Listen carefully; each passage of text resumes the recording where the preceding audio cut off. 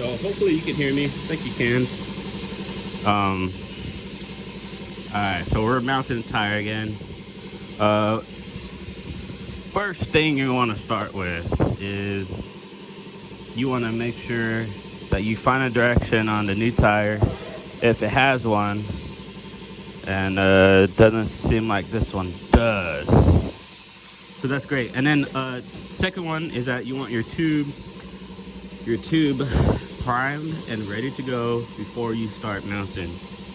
And the reason I say that is because that you don't want the lube to dry out, or sorry, you want less time of the lube drying out, so you have as much lube on the tires and wheels. Well, I put it on the wheels as well.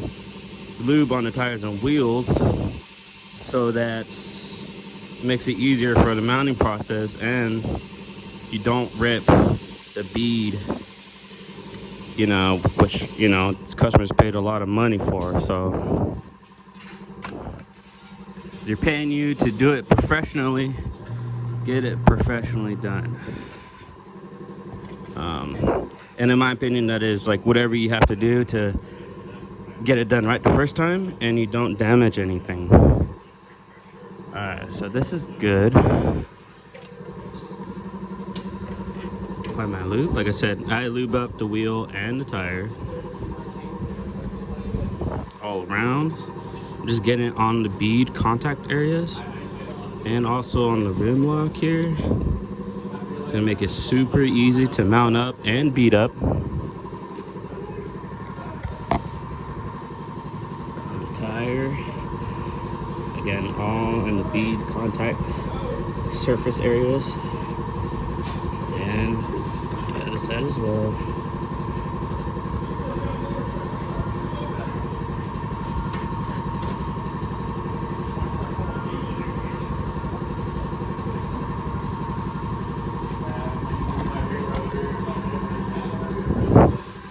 Okay, so we're getting bottom bead on.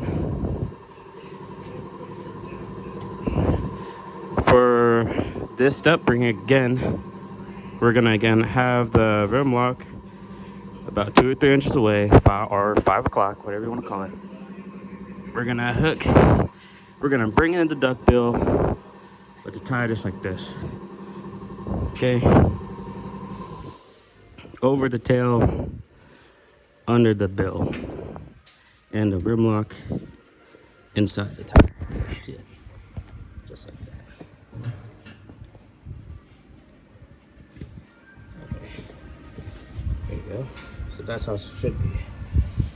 This should be over the tail like that. You want to spin clockwise.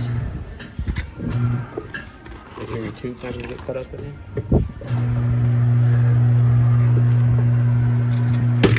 Alright. Get the duckbill out of there.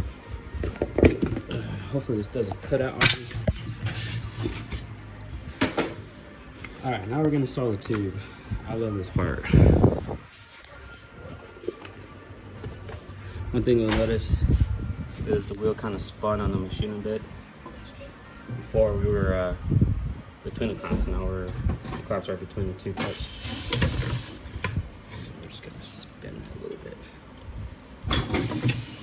Okay, tires go through. Okay.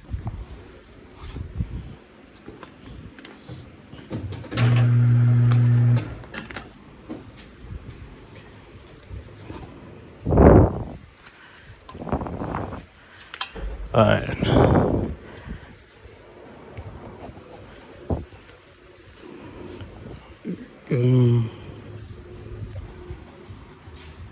That's it. Okay.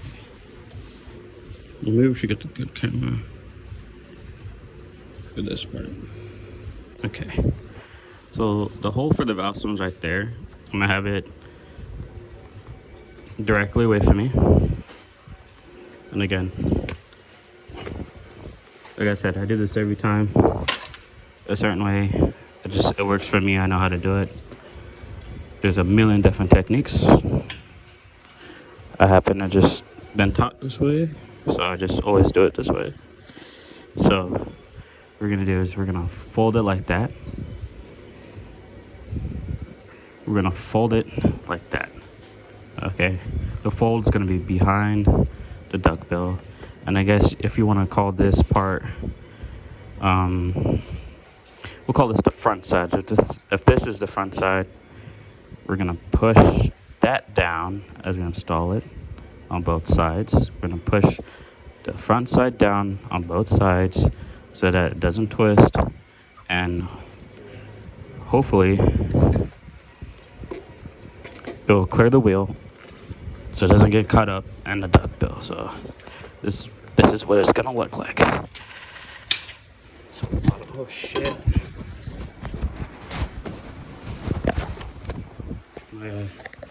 My cheapy GoPro mount isn't working too well. So the valve stem's in there somewhere. So we gotta line it up, get it through the wheel, and just like that. So you can see here, if you really just pause the video and look at it, you'll see that it's not gonna twist anywhere. Thread the nut on until it's flush with the top of the valve stem, so we can still push it in. That never changes. Okay. Now we're gonna work this bead. Like I was trying to say before the video cut out, I'm gonna use what's called the knife hand method. Go in here, get your knife hand, and go ahead and feed, pushing the bottom side in. Again, you're gonna peel it up, push the bottom side in. And if I'm not using my knife head, then I'm gonna push with this, my thumb. So I'm pushing like that. So check it out. Especially towards the end of the tube. So thumb and finger, push it in just like that. And I'm gonna feel around. I'm gonna make sure that I'm gonna feel any tube on the top of the wheel, and I don't, so that's great. So now for this part, for the top feed, the rest of it, you know how whenever I use a duckbill, it's always at 5 o'clock, 5 o'clock, 5 o'clock. Well, for the last one, I feel like it really doesn't matter. Me personally, I like to do it before the duckbill, so I'm not doing like 3 things at once. Okay, so this is not coming back. Okay, get it down.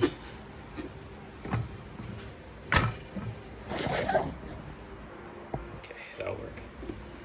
Okay, so lock the duckbill in place, bring it as far in as you can. Okay. Oh, what happened to the music? Probably Chris. Alright, so this tire iron is there to just keep the tire from going back up. This is all this is doing. And you're just gonna spin it for now. Make sure that the valve stem, the rim lock are pushed in. You're also gonna make sure that tube is not gonna be pinched anywhere. So far, so good. Now that we're about halfway on, see, about halfway on, we're gonna need to use this tail eventually. So as we're spinning on, I'm gonna have to lift this up to get up on here. Hopefully I can get that camera.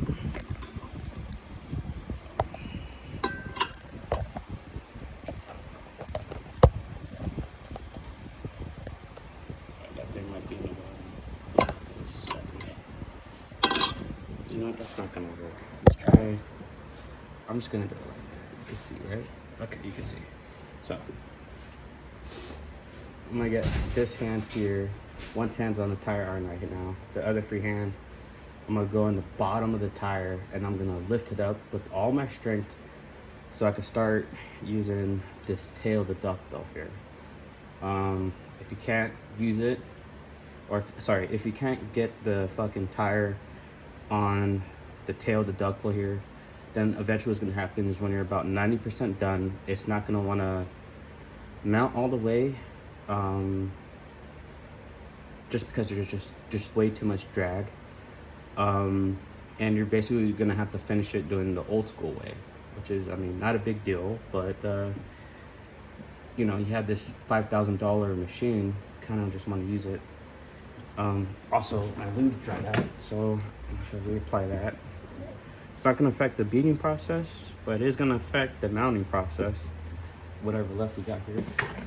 So I'm going to lift up as much as I can, spin it on, and boom, there you go. It's on the tail. So cool. Now we're using making full use of the ductile. Okay, the tube's not gonna get pished anywhere, and we're done. Cool. So another thing I want to show, and this is super important: rim lock, valve stem. Valve stem is crooked right now, so we're gonna have to spin this to get it straight.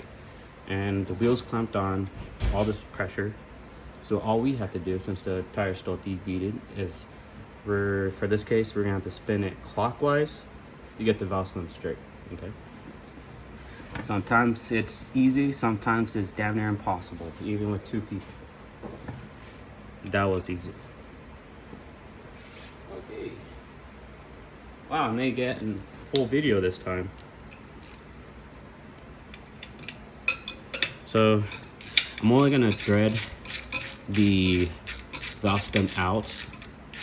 I'm not gonna worry about the rim lock, because as you're airing it up, the tube is gonna push the valve stem out. So in my opinion, it's kind of a waste of time. And usually the threads are free. You could just spin it faster with your fingers rather than a ratchet. Valve stem, however, we need to ratchet this out so we can air it up.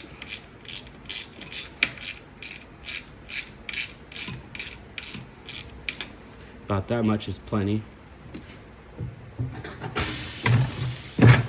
And this is probably the most important one, is that always get it off the clamps before you beat it, or you're gonna rip your arms off, okay? So don't hurt yourself. Don't forget that.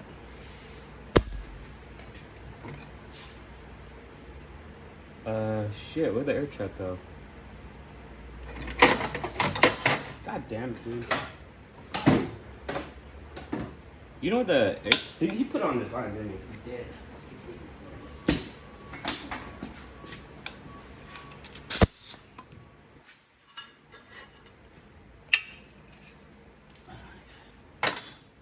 All right.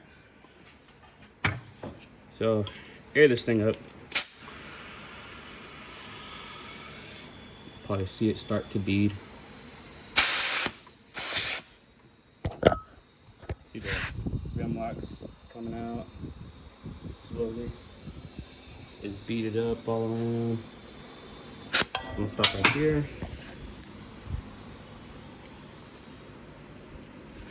Sorry. Looks beaded to me all around. Probably hard to tell for you guys. Sorry. Bottom side. And long story short, bottom side's good.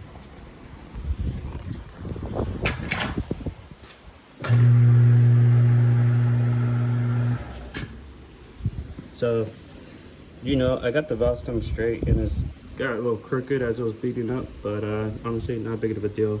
You do your due diligence with these wheels, and that'll be good enough. I'm not gonna keep beating it and spinning it. That's just ridiculous. So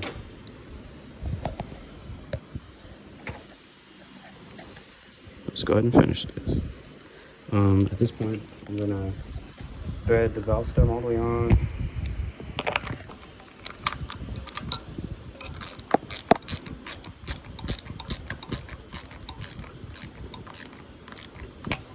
And the rim lock.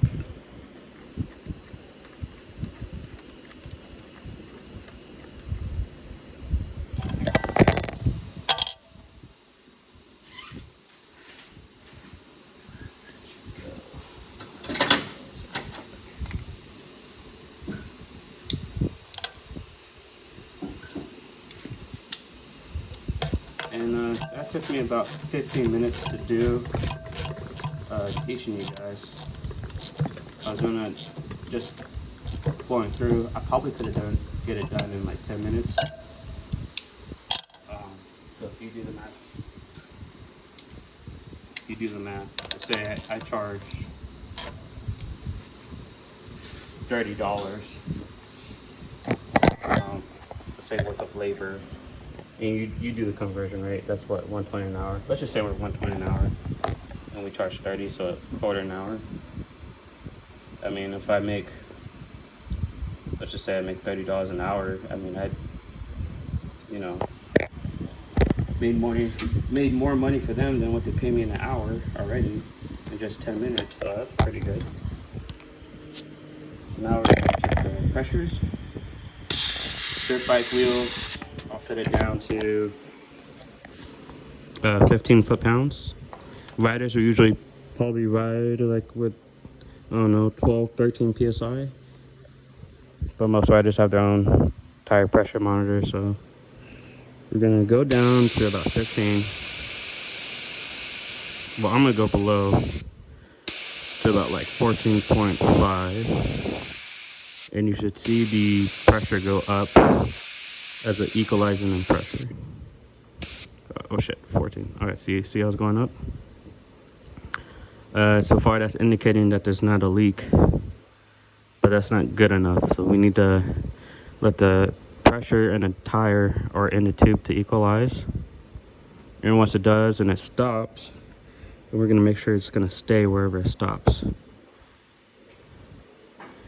How long are you supposed to hold it? Depends on how you feel. Right now, I'm gonna hold it for like 30 seconds.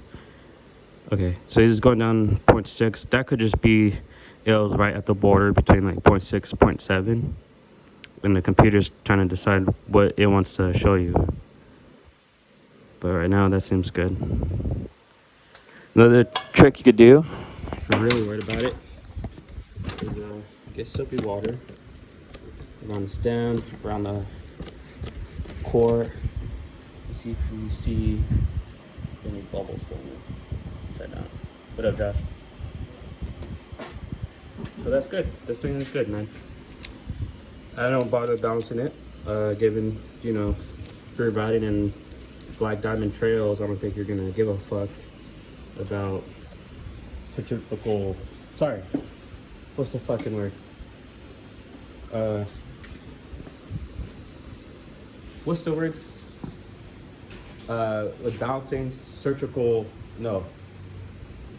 Centrifugal? Is that the word? Centrifugal force? Yes, centrifugal force. If you're going up and down rocks and shit, who cares?